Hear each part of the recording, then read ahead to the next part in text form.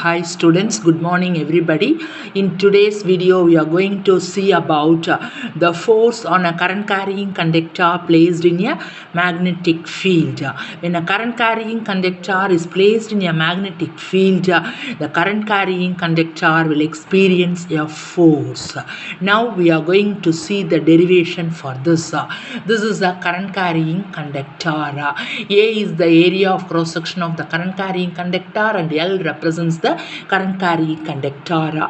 You know that in a current carrying conductor there are a large number of free electrons. The blue colored crosses represents a uniform magnetic field in which the current carrying conductor is placed. When current passes through the current carrying conductor, all the free electrons, which are the charges inside the conductor, will move along the direction opposite to the direction of the current. That is, the free electrons inside the conductor will drift along the direction opposite to the direction of the current, and these electrons will move in the presence of the magnetic field. So these electrons will experience a Lorentz force. Consider a small segment of the conductor of length dl. So this is a small segment of the conductor of length dl, and A is the area of cross section of the conductor, and I is the current passing through the conductor as shown in the diagram. So when the current passes through the conductor, you all know that the free electrons present in the conductor drift opposite to the direction of the current as from the second chapter, and the relation between the current and the drift velocity is given by I is equal to NAEVD. We have already studied about this in the second chapter. If the conductor is kept in a magnetic field B, then the average force experienced by each charge, that is each electron in the conductor, is given by magnetic Lorentz force experienced by each charge is given by F vector is equal to minus E into V vector cross BD vector cross B vector. If small n is the number of free electrons present in the unit volume, then n is equal to capital N by V, where capital N is the number of free electrons in the small element of volume, V is equal to AdL. Therefore, the Lorentz force on the elementary section dl of the conductor is the product of the number of electrons and the force acting on each electron. So F is equal to N into small f, or F is equal to NAL into E into V vector VD vector cross B vector, or F vector is equal to minus NAEDL into NAEDL into V vector cross B vector.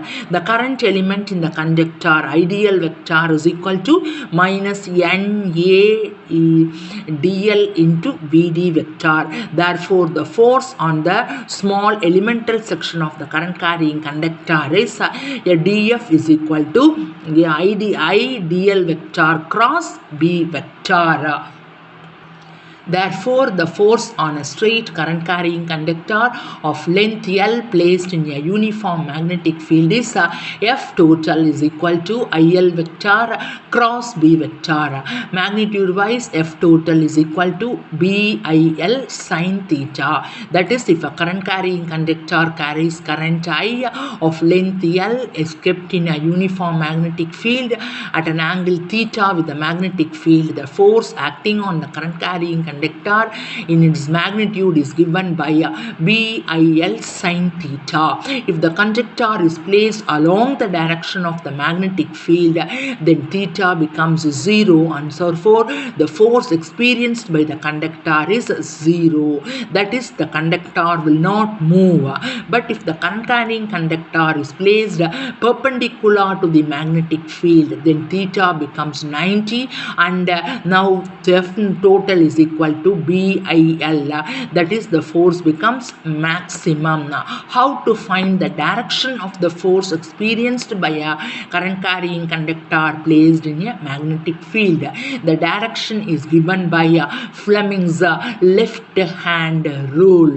You have already studied about Fleming's left hand rule in your 10th standard. That is, if you take your left hand and stretch the forefinger, middle finger and the thumb of your left hand are shown in the diagram such that they are mutually perpendicular to each other. Then if the forefinger represents the direction of the magnetic field and if the middle finger represents the direction of the current passing through the current carrying conductor placed in the magnetic field at an angle theta, then the direction shown by the thumb gives you the direction of the force experienced by the current carrying conductor. This is given as Fleming's left hand rule and it is stated as follows.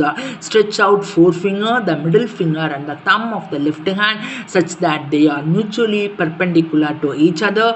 If the forefinger points the direction of the magnetic field, the middle finger in the direction of the electric current through the conductor, then the thumb will point in the direction of the force experienced by the conductor. So far we discussed about the force experienced by a current carrying conductor placed in a magnetic field. Now we are going to see about the force between two long parallel current carrying conductors.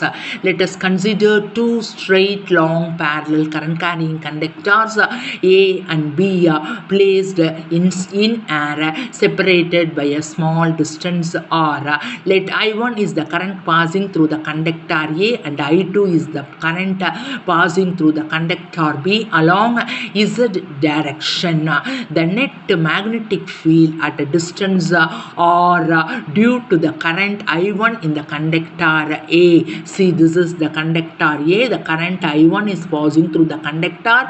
If you take a point at a distance R from the conductor A, at this point due to the current in a magnetic field will be produced. Already we have studied about the magnetic field at a point due to a straight conductor at a point at a distance r, and using that formula we can write B1 the magnetic field at the point at this point at a distance r from the conductor A is given as B1 vector is equal to mu naught I1 by 2 pi r, where I1 is the current passing through the conductor A and the point is at a distance r. This magnetic field B1 acts along the negative x-axis. See, this is positive x-axis, but the negative x-axis is acting along the direction, and since this magnetic field will act along the negative x direction, here we are using a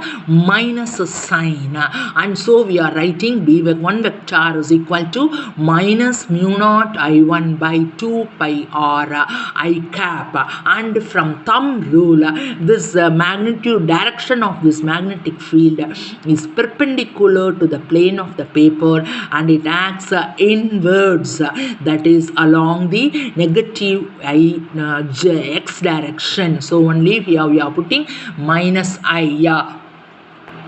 In this magnetic field produced at here B1, the second conductor B is placed. In this conductor, take a small element DL. A small element DL is placed in the conductor B is placed in the magnetic field B1 produced because of the current in A. So the force experienced by the small element DL in B which is placed in the magnetic field of B1 is given as dF vector is equal to I2 dl vector cross B1 vector. You know, I2 dl acts along the Z direction. So I can write minus I2 dl mu naught I1 by 2 pi r K cap cross I cap, because I2 dl acts along z positive z direction and B1 acts along negative x direction. So we are having here K cap cross I cap. But K cap cross I cap becomes J cap. So df vector is equal to minus mu naught I1 I2 dl by 2 pi r J cap.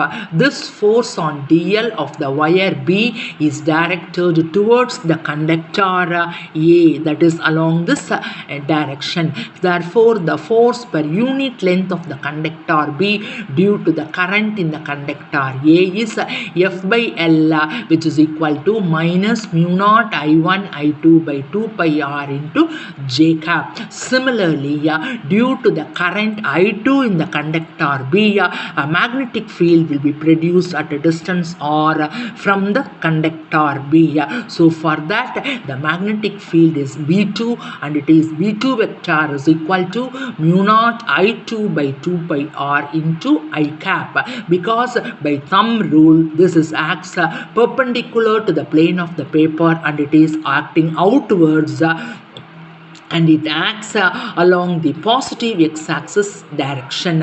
Here the magnetic force acting on the element dl of the conductor A placed in this magnetic field B2 is given as df vector is equal to I1 dl vector cross B2 vector, which is equal to I1 dl mu naught I2 by 2 pi r into K cap cross I cap, because dl is acting along positive z direction, so K cap B2 is along positive x direction, so K cap cross I cap is nothing but J cap. So the formula becomes df vector is equal to mu naught I1 I2 dl by 2 pi r into J cap. This force is directed along positive y direction.